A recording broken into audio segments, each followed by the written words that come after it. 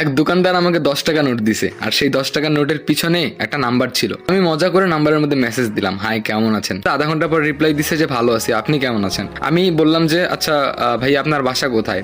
তখন বললো যে ভাইয়া কাকে বলতেছেন, আমি একজন মেয়ে। তারপরে আমাকে বললো আপনি কে, মেয়ে নাকি ছেলে। আমি একটু ভেবে চিন্তে উত্তর দিলাম যে না আমি একজন মেয়ে।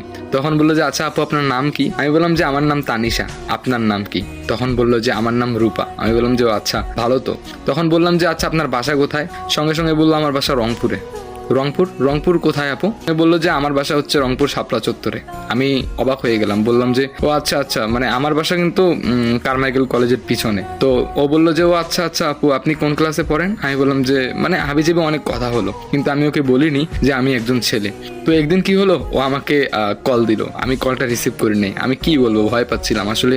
আমি যে একজন ছেলে এটা তো ও জানে না। যাই হোক, আমি একবার ওকে ফোন দিলাম, ফোনটা রিসিভ করলো। তখন ও অনেকবার হ্যালো হ্যালো বললো, আমি কোনো কিছুই বলি নাই। তারপরে বললাম যে হ্যালো কেমন আছেন।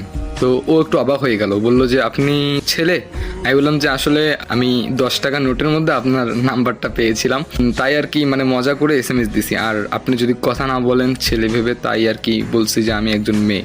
10 টাকা নোটের মধ্যে পেয়েছিলাম তো নাম্বারটা, তাই একটু মজা করে দিছিলাম। তখন সঙ্গে সঙ্গে বললো যে হ্যাঁ নাম্বারটা আমি লিখছি, আমিও মজা করে লিখছি, কিন্তু ভাবতে পারি নাই যে কখনো কেউ আমাকে SMS বা কল দিবে। যাই হোক, আপনার বাসা আমার বাসা যেহেতু পাশাপাশি, তো একদিন দেখা করা যায়। আমি বললাম যে কোথায় দেখা করবেন। তখন সে বললো চিড়িয়াখানাতে দেখা করবো। আমি বললাম আচ্ছা ঠিক আছে, কখন যাব। তখন সে বললো বিকালবেলা। আমি বললাম আচ্ছা।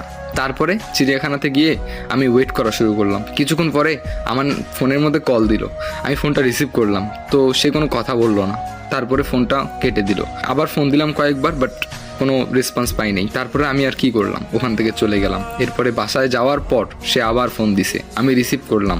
বললাম যে আপনি এটা কি করলেন, আসার কথা বলে আসলেন না, চলে গেলেন। তখন সে বলল যে আমি আপনাকে কিন্তু দেখছি। আমি বললাম আপনি আমাকে দেখছেন, তবে আমারও তো আপনাকে দেখা উচিত তাই না। কথা বলতাম, দুজন পরিচয় হতাম, আরো ভালো লাগতো সামনাসামনি কথা বললে। তখন সে বলল যে আরেকদিন দেখা করব।